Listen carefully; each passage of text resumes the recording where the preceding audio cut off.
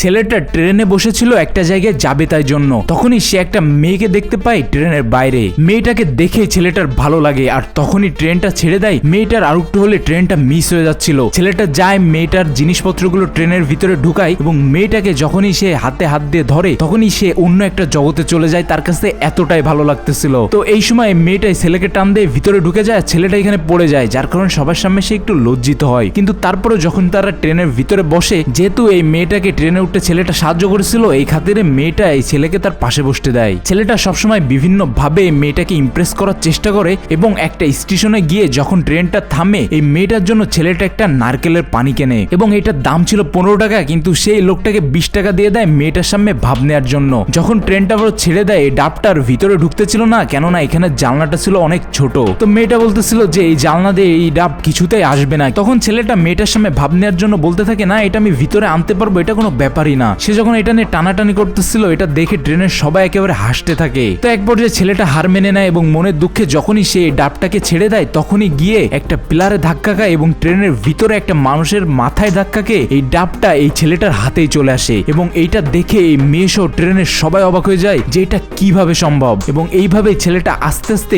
মেয়েকে ইমপ্রেস করতে থাকে।